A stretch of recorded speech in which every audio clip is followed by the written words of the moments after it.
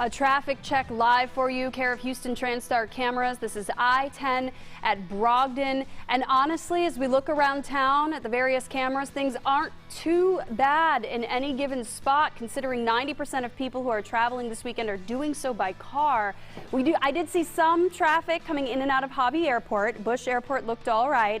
So in general, take it easy, take your time, pack lots of snacks. You know the drill. It is a huge travel weekend, with most people expected to drive instead of driving, obviously, with the pandemic still going on, allows you to be a little more contained. AAA estimating that there will be about 3 million Texans taking a road trip. So just a heads up, because the country is dealing with the shortage of truck drivers, some gas stations are having problems getting their gasoline shipments.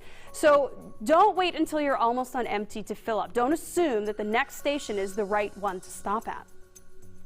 These are low to no fuel situations that are temporary, that maybe last anywhere between 12 to maybe just over 48 hours. And bottom line is, too, if you find yourself in a situation where a station may have low to no fuel, typically if you just go down the street, down the next exit, there's going to be fuel. Now, it's key to note Texas appears to be doing much better than other states in this area, but if you are traveling out of state, you might see these issues, so make sure that you are stopping and filling up relatively regularly when you see the option. Now, heavy holiday traffic, not a concern at the moment in Houston, might build over the weekend, but our Tom Zizka says there's a new study that shows our roads and highways are among the most congested in the entire country, Tom, which those of us who drive are not surprised per se. Yeah, it's a real shocker, KAITLIN, right? The Texas A&M Transportation Institute crunches these numbers every single year to monitor how traffic moves through the country and how much time and money is wasted while we wait on the road. During the pandemic, another shocker, Houston had the third worst traffic in the nation, right behind New York and Boston. The headline from this latest mobility study is that during the pandemic, it was the first time traffic congestion across the nation declined everywhere as people were forced to stay home.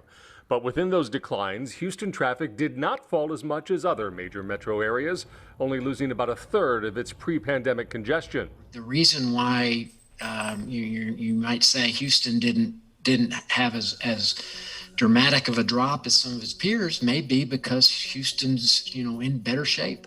By that, researcher David Schrank means that commerce continued in Houston through a variety of sources that kept a larger percentage of traffic on the roads than other areas, particularly truck traffic. And all that comes at a cost. The study finds the average Houston driver spent 49 hours stuck in traffic at a collective cost of almost $3.8 billion in fuel and time. On Facebook, some of you described the Houston driving experience with words like ridiculous and dangerous.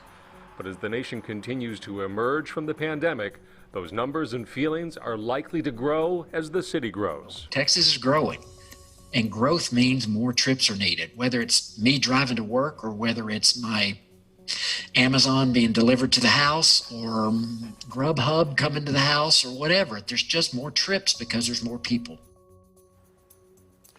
Now, by comparison, in 2019, before the pandemic, Houstonians spent 76 hours stuck in traffic. Researchers say things like road construction, public transportation, commuter lanes all work together to help keep that under control.